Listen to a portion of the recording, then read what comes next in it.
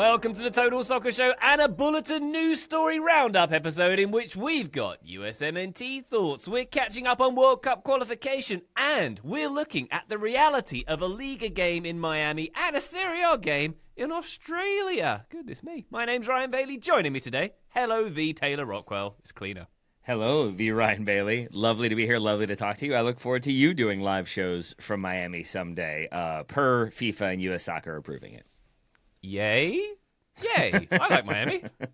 It's cool. Do you? I feel like you are one of the few that I know who enjoys Miami. Then again, you also enjoy Vegas. I like the Will Smith song about Miami, the Counting Crows song about Miami, occasionally going to Miami. Oh, no. It's good. Hi, Graham Ruthven. Hello. I mean, Premier League footballers and footballers in general love Miami. Mm-hmm. So if we ever want to run into one of those, that's where we should go. Indeed, we should. And we should bring Joe Lowry. Hello, Joe. Hey, I thought to run into a Premier League footballer, you just went to Ryan's neighborhood. That was sort of my tactic that I've been using. I didn't realize I had to go all the way to Miami. I already had a plan, Graham. I'm not going to do that one, too. Well, it's only like old Lazio players, I think, in Ryan's neighborhood. They live in Charlotte now. It's really confusing. It's a hell of a commute. Yeah, they're big banking city people. So Frankfurt and Charlotte, I think, really are their hubs, sort of. Yeah. To get TSS law down appropriately, Joe, it's my brother's neighborhood where all the Premier League players live, just so you know. Okay? Yeah, that is true. There's a jet ski involved, and there are lots of dots on that map. That was sure. sloppy. For shame. Yeah, my bad. Very good. Before we get with the episode, patreon.com/Total Soccer Show is where you're going to find our bonus content. It is the best way to support this here endeavour. You'll get bonus episodes of this podcast, bonus ones, extra ones. You'll get bonus video content and access to our Discord server. All the cool kids hanging out in the Discord server. It is a lot of fun. Do join us in there. We'll have a chat with you in there if you visit patreon.com/Total Soccer Show. Please and thank you. All right, boys, what say we talk about UEFA reluctantly, in quotes, approving overseas La Liga and Serie A games for this season. That, Graham, is apparently what has happened. UEFA, and I say again, reluctantly, you got us, guys. We're reluctantly doing this, despite reiterating clear opposition to the idea of Spanish and really Italian showed games. them by approving what they wanted, giving them what they wanted. So despite this clear opposition and reluctance, UEFA have rationalised the decision apparently that the games in question will be played on an exceptional basis amid regulatory gaps at a global level. Who knows what that means, but the planned games, which still need to be approved by host federations in their respective countries, by the way, would be Villarreal and Barcelona, reportedly to play in Miami at the end of this year. And then in February, Milan and Como, the closest available stadium to the San Siro, which will be out of action for the Winter Olympics, is in Perth, Australia. So that, Graham, is what we're dealing with. It's a busy time of the year, Ryan. Why do you find right? that so unbelievable?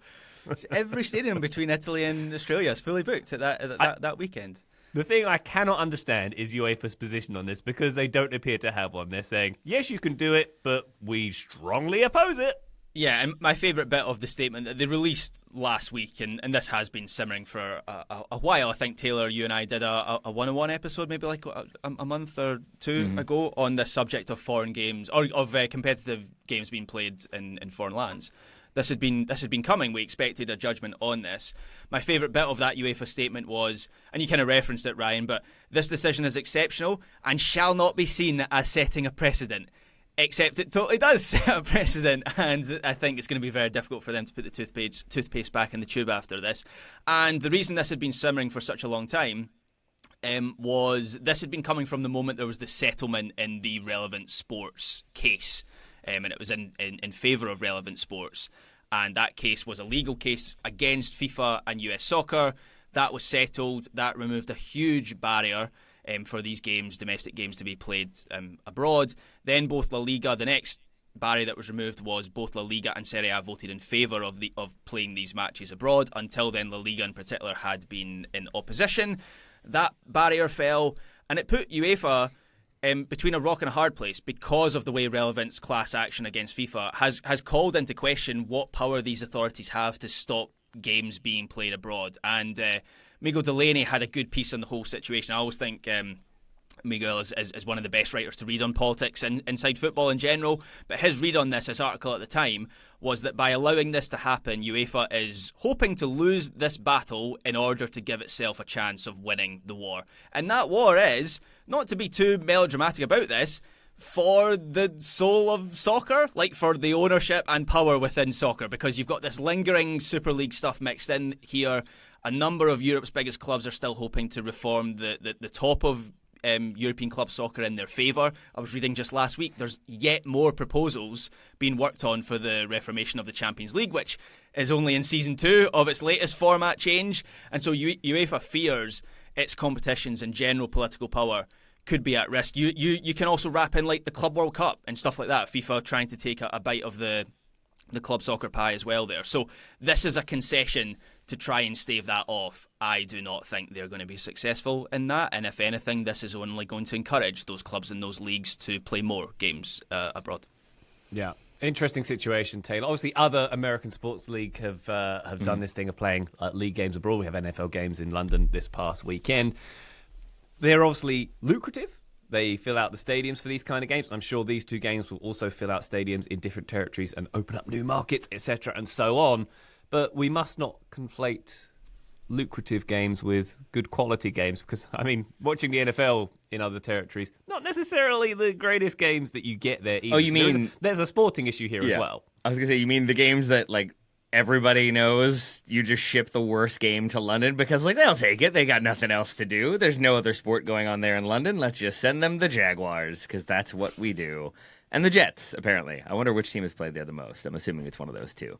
Yeah, I mean, I think that's the difference, right? Is that with the NFL, you have the CFL, I guess, but there's no real competitor to the NFL. So if you're trying to kind of glow your imprint globally, get more attention, get more interest, you kind of have to go play abroad. And I still don't love that they do it. I understand why they do, but it seems a little bit odd. It seems like you're taking away home games from fans and loyal fans at that.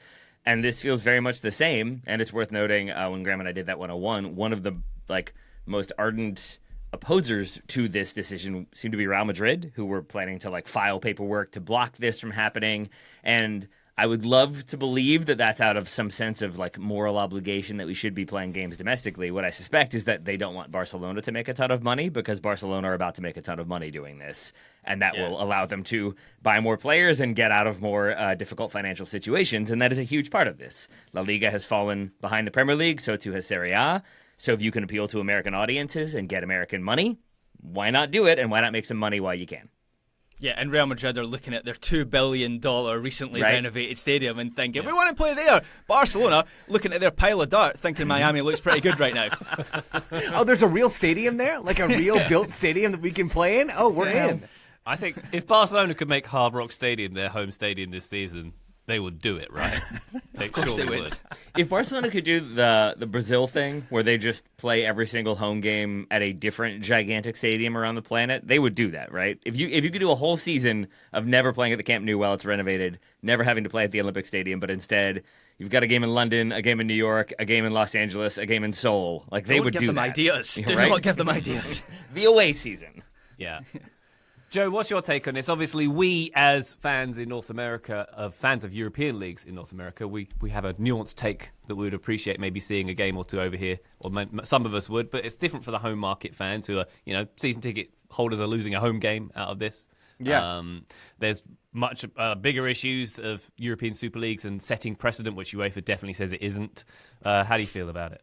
Yeah, I think Graham's spot on with his concern that UEFA will fail in this not setting a precedent, while very much sort of by definition setting a precedent by taking action for something for the first time. That feels like you can't have both of those things together. I mean, there's all sorts of pieces and parts to this, right? There is my skepticism, frankly, that I know we're talking about Barcelona making a lot of money off of this. I'd read that they and Villarreal will split about $12 million for this whole thing. It's not a lot of money, that's Frankie de Jong's wages for 2 days. I mean, it is not. It's a little. It's not exponential money. I mean, that right there is a sign of the time. It's $12 million for a single game. Not that much money. I mean, for Barcelona, when their wage bill is what it is, it's not that much money. And you have the weird competitive imbalance that this sort of thing has that doesn't really bother me a whole lot, to be totally honest. But that is a real factor to all of this.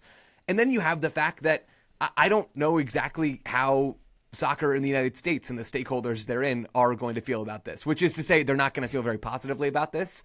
I think maybe the entity in the entire world, frankly, that should have the most concern about this is Major League Soccer, where I would imagine there have been some very interesting conversations had inside of MLS HQ, because what nation on earth right now is the soccer cash cow? Hint, it's where the Club World Cup was played. It's the United States, right? That is the line that you read all the time, but I think it's a good one, is that people view the United States, soccer stakeholders view the United States as an ATM machine. Nailed it, with no pin. So it's just that you can go and continue to extract money from it over and over and over again. And we're seeing that happen right in front of our eyes. And MLS is the thing trying to do soccer at the highest level on the men's side in the United States. And they also are an entity that really struggles to get traction in the United States. Now, all of a sudden, you have other alternatives. And let's not think this is going to stop with UEFA, by the way. I think about maybe the other party that is most happy about this in some ways is Liga MX, right? Where they can stage now games in the United States if that's what they choose to do. And they will sell out those games. And that will continue to establish their presence in the United States, where MLS and Liga MX have sort of been trying to work together on things like Leagues Cup and other initiatives. But really, there is still a competition there.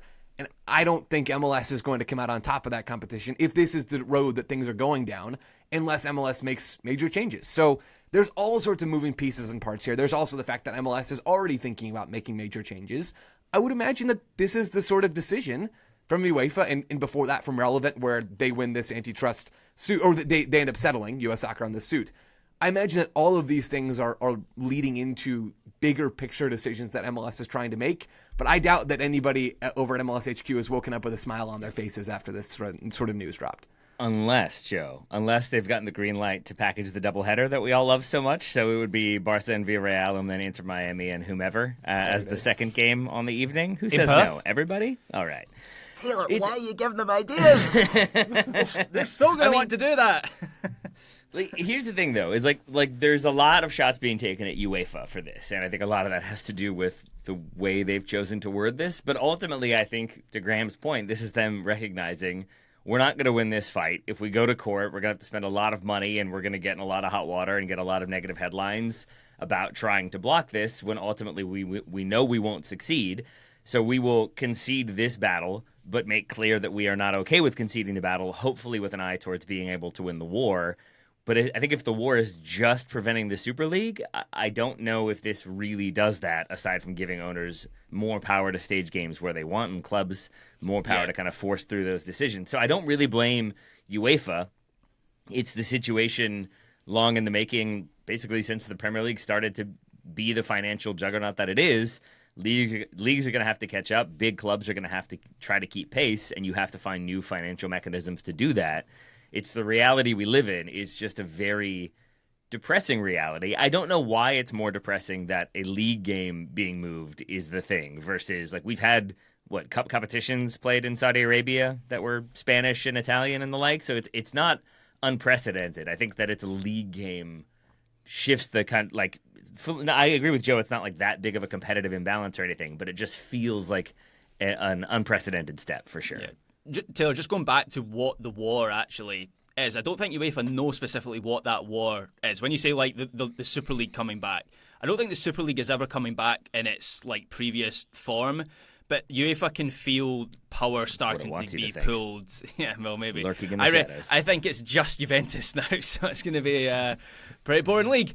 And not just because I've watched them play soccer this season. I think UEFA can feel the power being pulled away from them, right? Like gradually, from all directions. So previously, these leagues that are very insecure about the money that the Premier League is making, they're well behind the Premier League, they're looking for other revenue streams.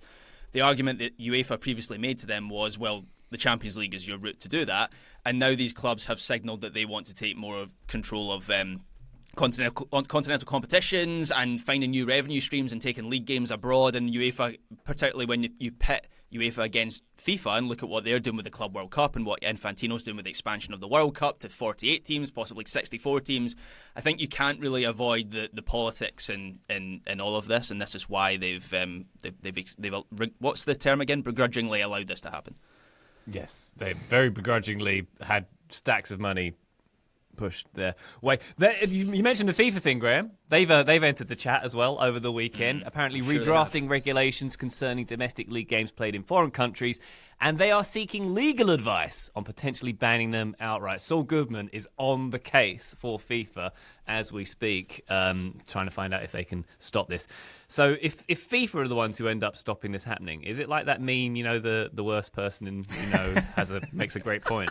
Is it that? I mean, but the only reason why they would do that is because they don't want the Club World Cup to be eroded, right? Like, basically, they want to be able to control club competitions happening in different parts of the world. So even they're not doing it out of some sanctity of league matches. It's, no, we don't want UEFA to be able to cut in on our patch, so we're going to try to block them from doing so. And that's where I think UEFA are basically seeing the writing on the wall and recognizing if we want to try to be able to kind of exert some control over FIFA as well, we have to concede this to kind of open up the battleground a little bit more. It gets murky pretty quickly, and it gets ugly pretty quickly. The other thing that's murky is, like, Relevant have tapped into the real world in terms of the legal case that they seem willing to bring forward. And I'm not an expert on this, but everything that I've read on this suggests that if it ever does to court, like, anti-competition laws are going to be on the side of Relevant and the side of the leagues and the teams that want to play in foreign lands. And that's the thing about soccer. Like, so much of soccer is governed by soccer law. If anyone takes soccer or FIFA or whoever, a league, to court on, like, transfers and how you pay for players, that whole thing could fall down as well. So I just find that really interesting that Relevant seem to know that they're standing on pretty solid ground here. And that's the thing that could tear the whole ecosystem down, I guess. Yeah, and just to be clear, Relevant is an organisation that sort of organised International Champions Cup and things like that in the US and looks after the Bundesliga and I think the Liga also. Well, they've got so much now. They have the Champions League hosting rights as well. So I think after this is sorted out one way or another, the next thing's going to be a Champions League final played in New York. And it doesn't seem like a coincidence maybe that all of this news about league games being played abroad drops as UEFA and Relevant are in the process of generating a new Champions League TV rights deal, one that is more lucrative as well. Relevant, the company that started all this, as we've talked about already. There are lots of backs, it seems like, maybe a cynical person would say, lots of backs being scratched at the same time. What, in soccer? No, I'm talking about something else. Yeah, I was talking about something else. Very good. All right, we'll see how this progresses. As noted, nothing is set in stone here, and the host federations do have to ratify these decisions. But it looks like, soccer games will be played where they're not supposed to. More on that when we have it. Let's take a quick break. When we come back, let's check in on World Cup qualification. Total Soccer Show, welcome back to the Bulletin. Let's check in on World Cup qualification. Nearly half of the qualification spots are taken up now, 21 by my last count. I may be wrong there, but let's go around the horn and check out who's doing what.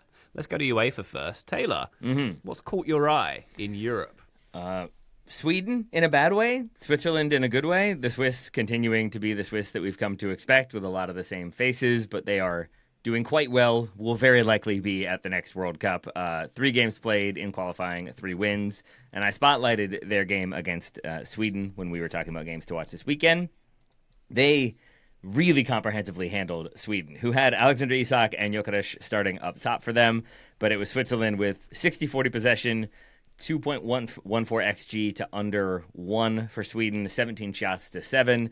And it was just a very, very strong, comfortable for the Swiss, who never really had to get out of like second gear to handle Sweden. So very concerning times for Sweden, very optimistic times for Switzerland, and very optimistic times for Norway as well. Not just because Sweden are struggling, and I'm led to believe that those two nations don't really love each other, but also because Norway look very, very good, and that's without Martin Odegaard, who misses the international break due to injury. But Norway smashed Israel 5-0. They've now played 6 games, 6 wins, plus 26 goal difference. They're doing all right. And it's no small feat when you have Erling Haaland and, to some extent, Alexander Sorloth starting up top. But out wide, they had Antonio Nusa and Oscar Bob, Graham's favorite person of all time. So you've got the kind of veteran guile and steel and strength mixed with youngsters on the wings and young attackers who are very fun at the same time. It's a very fun Norway team, and I'm excited to have them at the World Cup. So 2 big performances there from Switzerland and Norway, respectively.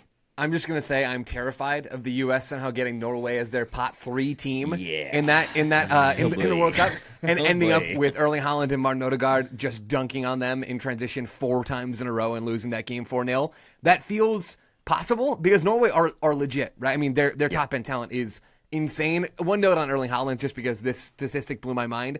So he scored a hat trick in this game, that 5-0 win over Israel. Also missed 2 penalties, by the way. So there were 5 goals just sitting there for him. He didn't even need the penalties to get the hat trick. His second goal of this game brought him to 50 goals for Norway at the senior international level. It took him just 46 games, according to The Athletic, to reach that mark. That is 25 fewer games than Harry Kane. There is Neymar, who it took 74 matches. That's 24 fewer matches. Excuse me, that's more than that. That is 28 fewer matches than Neymar. Then you have Lewandowski and Kylian Mbappe, who it took them 90 games for each of their national teams to reach that mark. It took Erling Haaland 46. Goalbot confirmed. I think we can say that with absolute certainty now. A lot of those games weren't at major tournaments, though? Doesn't matter. Doesn't matter. I mean, Numbers don't lie. 5 of them were against Moldova in an 11-1 win. They let Moldova have the one, though. They gave him some hope. Every goal Harry Kane has scored has been against top quality opposition, I'm sure, for England. That's true. Just the best of the best, you know? England qualification path is always rife with challenges. You're quite right there, Joe. Moldova with the minus 22 goal difference in Group I there. That's rough. And Italy also, more likely than not, having to go through the playoff route to get to the World Cup. Yeah. It's not gone well for them recently when they've had to do that. So, yeah, we'll see. They do have a game in hand on Norway, so it's not quite as lopsided, but still, I think Norway, even having played one more game, have double the goals scored and the goal difference of Italy. So I don't know how Italy will close that one. It does feel like they're going into a playoff for sure. Graham, what's caught your eye in Europe? Germany at the moment I think are really interesting because that group that they're in has been more challenging than anyone would have envisaged when they were originally drawn into it. So they play Northern Ireland tonight as we're recording on Monday, which obviously they will be favourites for that game. But Germany have been really underwhelming in their last few games. They were very underwhelming in the home game against Northern Ireland. Tonight they're playing in Belfast at Windsor Park. That first game in Germany, they had to come from behind in that match. They also lost 2-0 to Slovakia and deserved to. They were played off the pitch in that game. Amazingly, that was the first time Germany had ever lost. This sounds like untrue, but I've seen it referenced a number of times. That was the first time they've ever lost a World Cup qualifier away from home. In their entire history, they've qualified for every single World Cup. They've not lost one away from home. Is that including like possible? West Germany days too? Maybe the team known as Germany. Possibly, that might be how they're getting around it. But yeah, even still, that's pretty incredible. But they in that group now. There's 3 teams on 6 points, and Germany have to go away to Slovakia as well still, and Slovakia have Luxembourg tonight, which obviously they should win that. So that Slovakia-Germany game next month looks like being a bit of a one-game shootout to qualify automatically. I don't think injuries have helped Germany recently. Ter Stegen, Antonio Rudiger, Musiala, there's one more that I'm missing here. Kai Havertz, of course, all missing at the moment. There's not much of an understanding. I was reading that basically Nagelsmann is trying to make something happen between Florian Wirtz and Voltemade. And basically there's this theory that they can't play together because they often want to occupy the same spaces if Wirtz is playing as like a Roman number 10 and Voltemade wants to drop in. So that's not really happening at the moment. And then some of the newbies that Nagelsmann has introduced have struggled. So Amiri had a bit of a shocker in the loss away to Slovakia. He's not been back into this squad. Nene Brown made his debut against Luxembourg, looked okay, so I'm afraid that one's gone for the US. Wow. He is still, wow, there's open booing happening right now. No, there's not. Dual nationals, choose who you want to play for. Do your thing. It's all good. But he's that still Taylor will publicly shame you if you don't pick. Correct. Yeah, he will hunt you down at the World Cup next year. But anyway, he's still unproven at the top level. So I don't think this game against Northern Ireland tonight is a gimme. Northern Ireland, it seems like they're building again under Michael O'Neill. They have I watched their game against Slovakia over the weekend. They were pretty impressive and won that game 2-0. They've got Conor Bradley on one side, Devani on the left side, so like 2 Premier League players. Try Hume looks good as part of the back 3, another Premier League player, and they have attacking threat through Isaac Price, and all these players are under 24. So it might be a bit of a stretch for them to win tonight, but I don't think that's going to be a walkover for Germany. I think that'll be competitive. Yeah, great. And Scotland on the same points as Denmark, 10 points in Group C. So it's basically a shootout for the final qualification spot there. Update on the Scots. Keep it quick. We've got places to be. There's no chance we're qualifying for this World Cup. This is This is ridiculous. This is Graham's wrong. No. This is honestly. I know Taylor, you in particular think that I am. What was it you called me last night? The Charlie Brown. Arrested Development. Yeah. Like after a win, Graham's like, "This team is awful. We're never gonna do anything." It's like you've You have 10 No, points no. from 4 games. Go in. You were definitely in the playoffs. Honestly, go in. Derek Ray was tweeting about this today. JJ Bull had a good thread on this last night. It's a complete fluke that we've got 10 points from these games. There's no chance we're making it to the World Cup. I went to the 2 games against Greece and Belarus. Apathy is on the verge of turning into anger. It was dreadful. Okay. The team was booed off at the end. John McGinn said Clark went nuts at them, which honestly might be needed. Clark said it was the lowest point of his time in charge, which is how it felt to me. And we're just not doing any of the things we used to do well under Clark anymore. And so we've got 2 games to finish. Greece away, Denmark at home. I don't think we'll get another point on the board. But here's what I don't get, Graham, is like that Greece team is the team that I believe when we talked about World Cup qualifying in the beginning, you said like there's no chance. Like they're going to be a stronger team than Scotland, and you just won a game against them. They and are yet that a stronger seems to be team than us. unacceptable. The performance is unacceptable. Like, the luck will run out. And we had Greece at the start of the year in the Nations League, and it's the perfect example of we went away to Athens and we somehow won 1-0. We kind of fluked that one. And basically, they came to Hampden and played us off the pitch and won 3-0, and we got relegated. The luck will run out. This will not last forever. And so I think everyone can see what's going to happen next month. And, not much positive around Scotland right now. Both of these things can be true, right? Like, Scotland can be playing very poorly and somehow fluking their way to results. That's absolutely possible, Graham, and I believe that that's what's happening. At the same time, in their group, they are assured a spot, at least a minimum, in the playoffs for UEFA, and it is still possible. Another game to suffer through. Soccer is a weird sport in that it is possible that in their final 2 games, they go and get results against Denmark and Greece, and they finish on top of the group, and they are automatic qualifiers. So just to set the stage for the listener, in case you don't have the UEFA standings pulled up in front of you, what Graham's saying is very possible. Like, that is all true, but to be clear, Scotland very much have a chance to be at the World Cup, and I very much hope it happens so that Graham can suffer even more. And that is the hope, Joe, that just all of a sudden it turns and we produce Absolutely. a performance away to Greece or at home to Denmark, and we do it. That if for that to happen, it'll be out of nowhere. Yeah, it'll be out and that's super fair. Like, I completely understand where you're coming from. I just wanted to make it very clear that despite Graham's depressed mood, it is possible that Scotland advance, and they're already through at least to the next phase of qualifying into the playoffs. To be clear, they could lose these next 2 games 10-0. And they would still be in the playoffs. Yeah. Is Belarus it had 22 shots possible? last night? Sorry. Is it perhaps possible that a nation collectively being like, this team is trash as they are going into the playoffs, maybe isn't the best like energy and atmosphere and vibe for the team? Like, perhaps maybe celebrating that you all have the opportunity to go to a World Cup and are where you are in the table.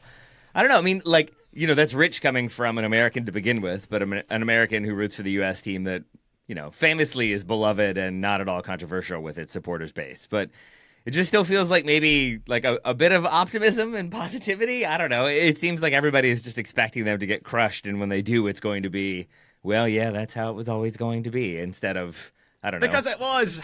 All right.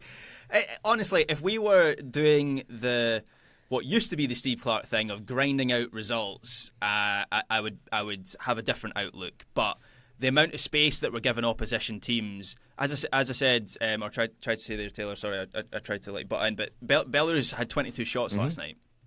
Belarus, the 4th worst team in Giants. UEFA, who lost 6-0 at home to Denmark a few days before coming to Hampden. They were the better team than us last night. So it's not like we're doing a sort of international soccer version of Simeone's Atleti and grinding it out. We are flying by the seat of our pants getting these results. And so when a good team comes to Hampden next month in Denmark, I just fear they're going to demolish us. And Counterpoint.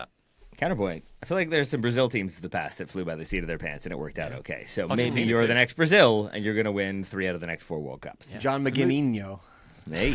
There we go. It's a movie script. This is a movie script waiting to happen. I will not go see that movie. But anyway, Joe, before we leave Europe, the Faroe Islands have won 4 games in qualification so far. They're in one of those but they're groups with sad about it. Three We're never words. going to make it. 3 words. Buried the lead. Should have led this whole show at the Faroe Islands. I'm juiced about what's going on there. First of all, in case you didn't know, the Faroe Islands are located in that on the ocean, I suppose, in the northern Atlantic, between Iceland, Norway, and the UK. So just go ahead and draw a big old triangle, and you'll find the Faroe Islands over there. There are 18 islands. They have a population of 54,000 people, according to the internet. They are currently 3rd in Group L. You have to be top to advance automatically, 2nd to get to the playoff. So they're not in that spot right now, but they've got a chance. They beat Czechia 2-1 on Monday, days after beating Montenegro 4-0. they could make the playoff in March. So the top spot, currently with Croatia in that top spot, is not available for the Faroe Islands at this stage. But with one game to go, they go away to Croatia next month, and they've got nothing to play for. Croatia, maybe this could happen. A win or even a draw for the Faroe Islands keeps their playoff hopes alive if Czechia drop points against Gibraltar.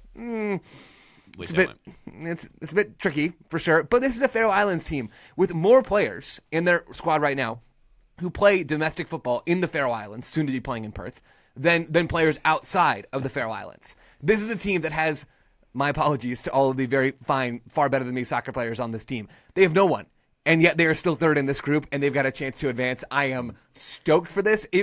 If we needed one silver lining for the 2018 World Cup, it's the Faroe Islands. That's all I have to say. Thank you very much. I mean, counterpoint, you have built that narrative spectacularly, my friend. I believe you've just glossed over that Czechia are playing Gibraltar still. I did say that. I very much You did. did. I heard you say it. It's just I heard you try to sort of paint it as like you never know, and it's like no, you do. You never know. They are 2 goals for and 20 against, 0 wins in this competition so far. Taylor, 3 words. There's a chance. You never know.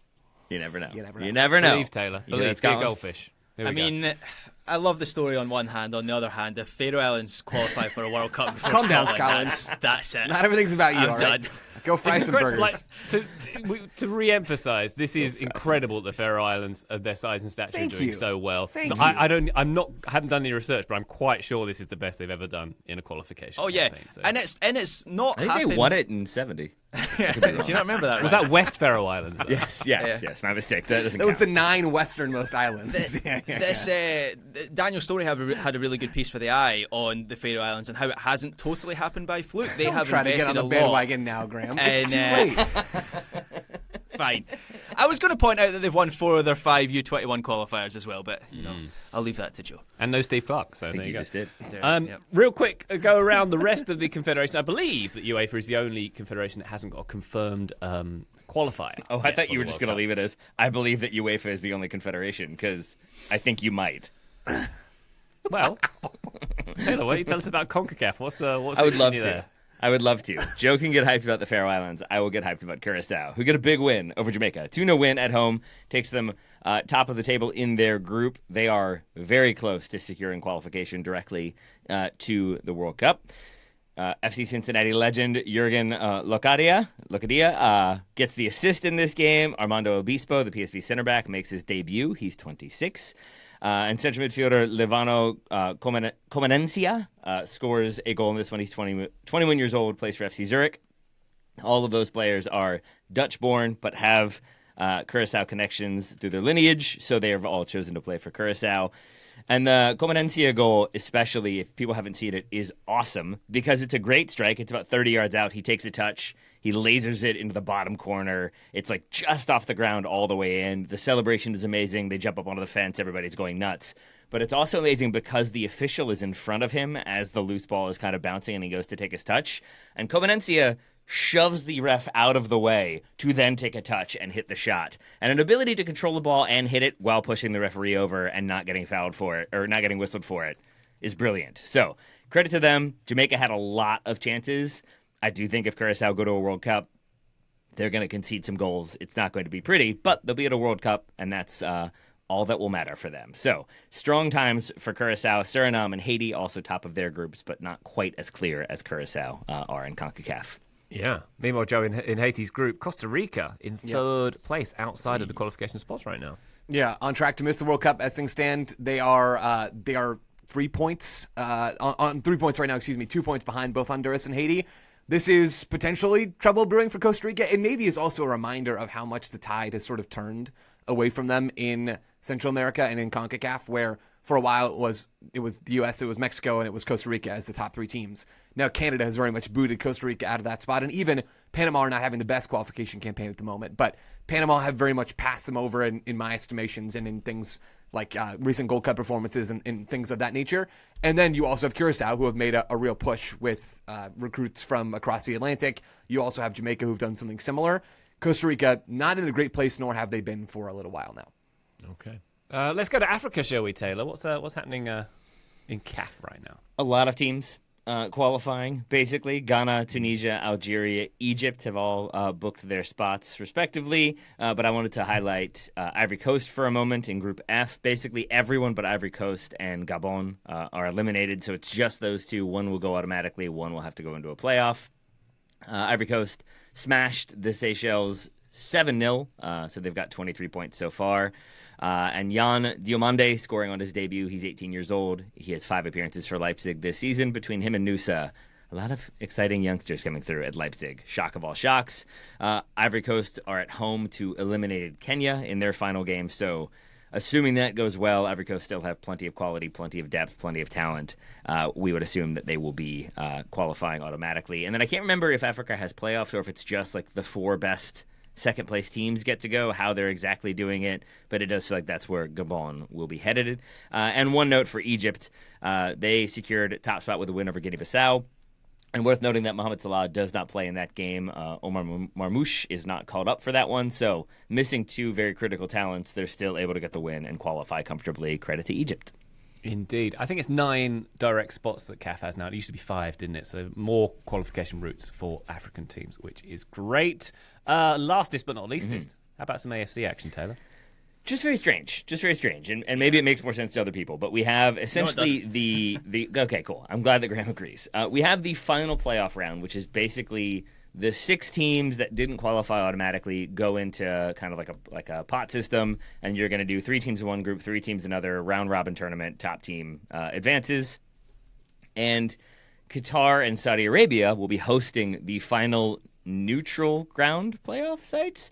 And weirdly, Qatar and Saudi Arabia are both contesting those playoff spots. So Qatar hosting all their games, Saudi Arabia hosting their games. And because of that, it means that the host nation gets the most favorable draw. So they get to host the opener, which they both did on October 8th. Then they sit out the second game on the 11th.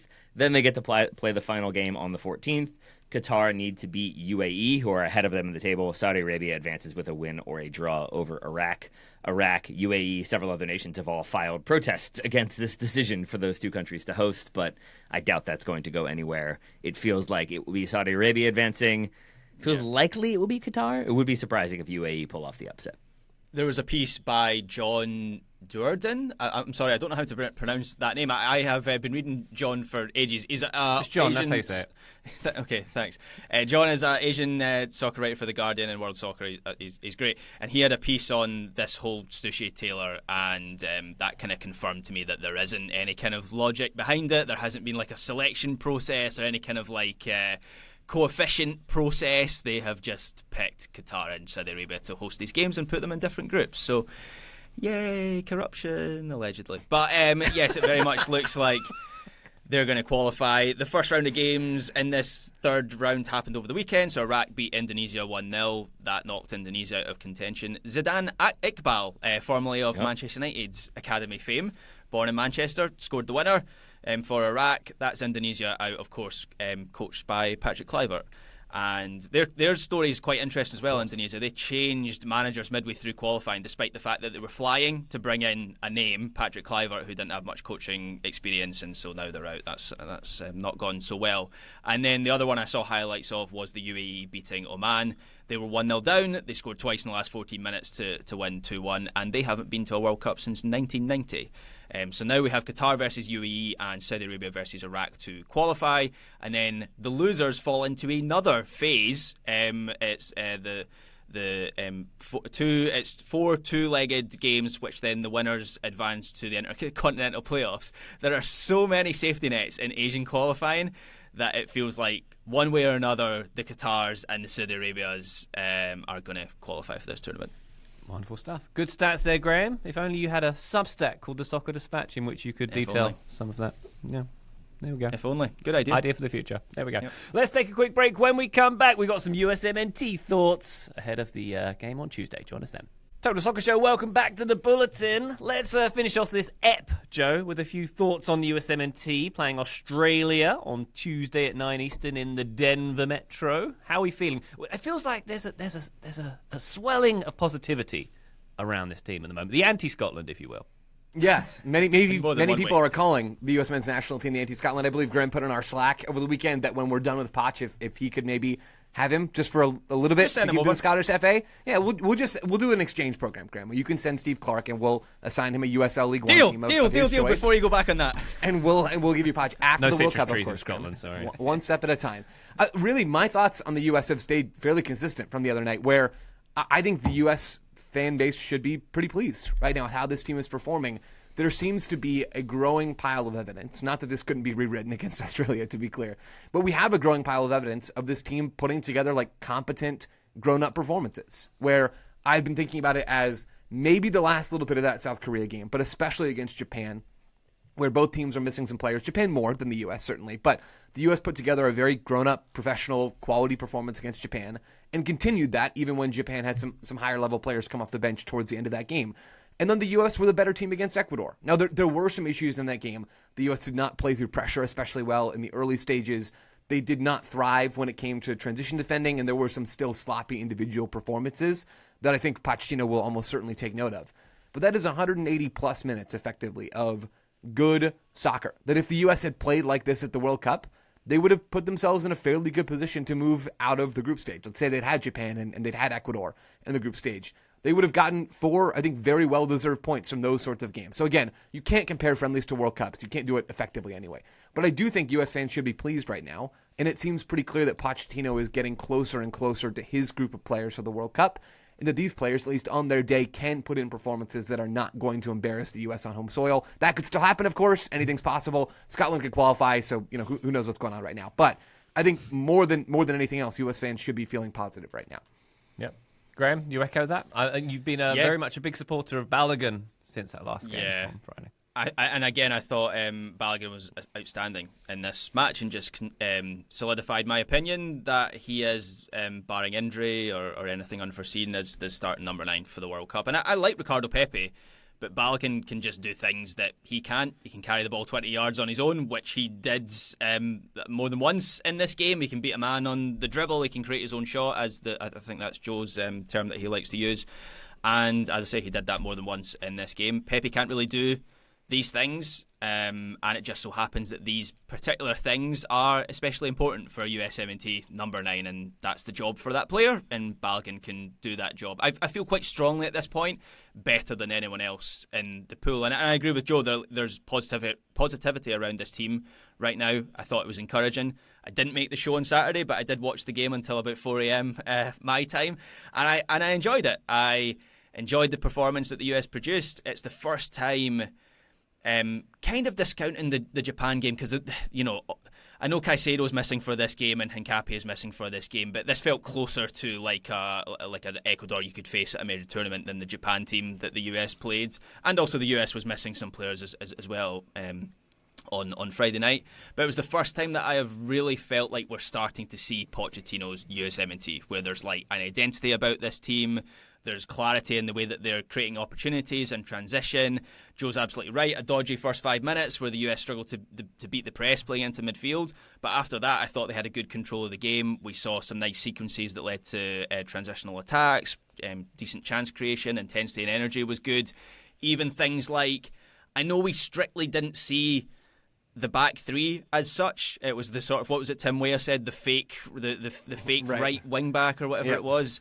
So I accept that point at that point, but in a macro sense, I like the framework of having the extra protection of having like another true defender in that back line. I like having the 4-4-2 at possession to apply pressure high up, but then also having the protection of being able to collapse into the 5 like we saw a few times in this game. So I do think this is probably the framework to build around going into the tournament itself. On that note of the extra defensive presence, you're referencing Miles Robinson there, who played as that. He played as a right back effectively in this game, but we didn't talk about him much, Taylor, in that review show on Saturday morning.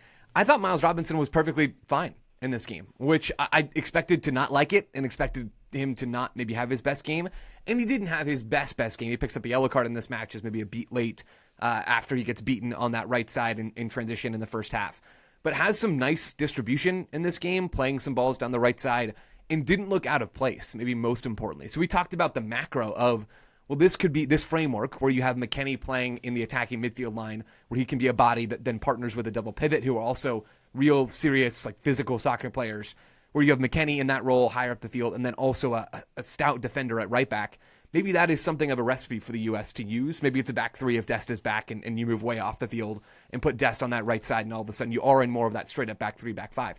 However that looks, I think that could be the framework that Poch uses in these kinds of games.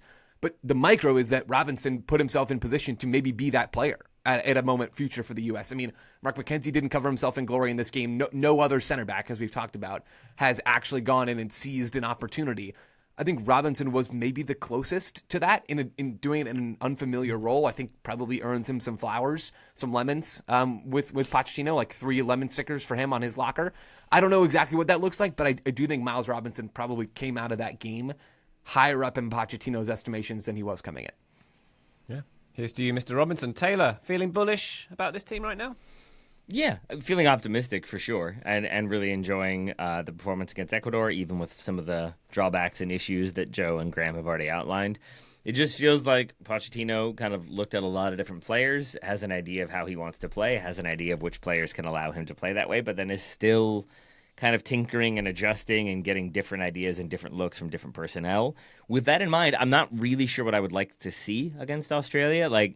And I don't really know what is possible with injuries and managing of minutes and the like, but I wouldn't hate if we saw the exact same starting 11 again, to be honest, because it's just another rep, another opportunity to see, can we iron out some of the wrinkles? Can Tessman and Morris do more in facilitating attacking play? Can Morris do just a little bit better in his defensive responsibilities, and then I'll feel that much better about him as a potential option if Tyler Adams isn't there.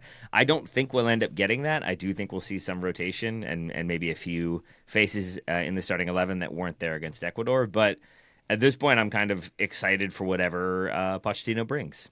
How injured is Pulisic at the moment? Do we think he's likely to start, or because that would be one of the things?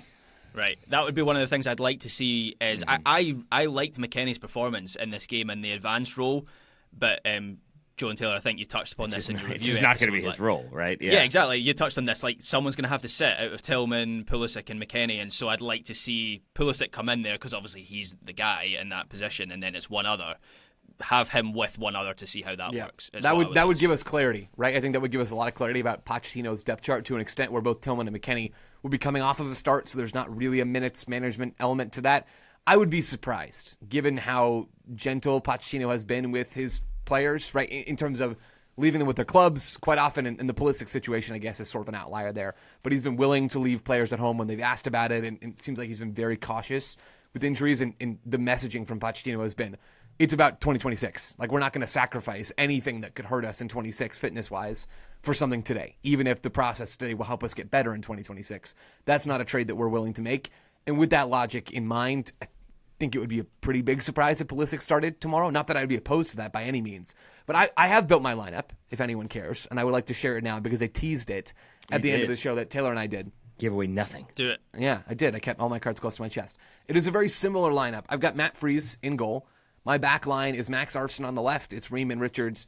Instead of Miles Robinson, I've gone with Alex Freeman as a right-sided defender. Freeman, we've seen, can stay a little bit deeper at times to provide some defensive protection, although I do not think that role maximizes his game, but he is able to do it, and he can also flex forward. Unlike Miles Robinson, he can actually give you something, not just in the final third, but also as a bit of a more reliable progressor in possession, and he can hug the width on that right side, which we're going to need at times in my 11 that I built.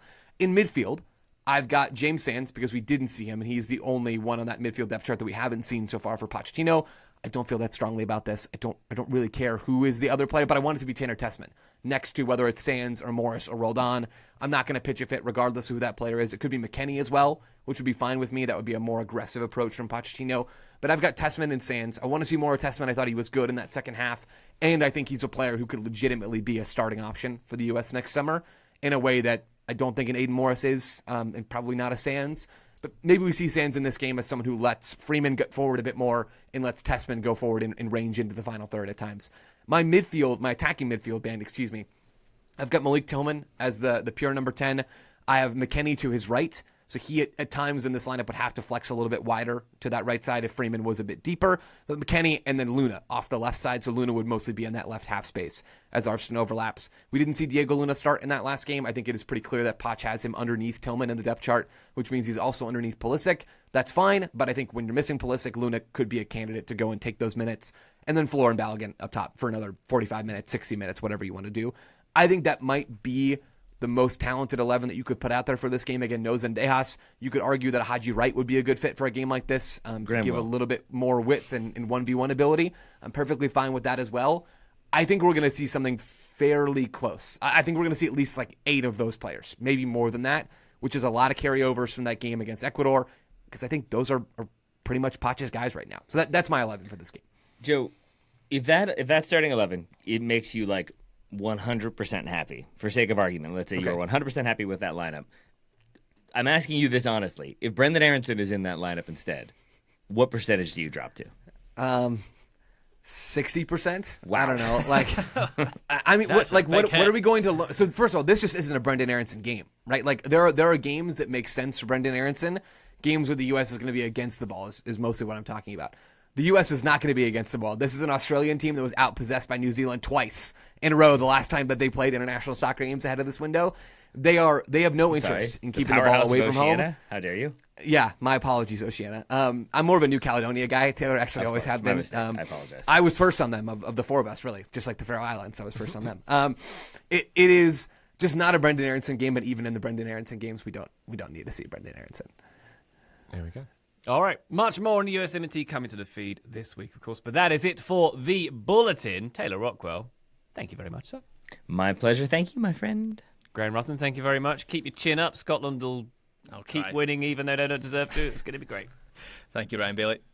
Thank you very much, Joe Lowry. Hey, thanks, Ryan. And listener, thank you to Moses for tuning in. We'll be back on the feed very shortly indeed. But for now, bye.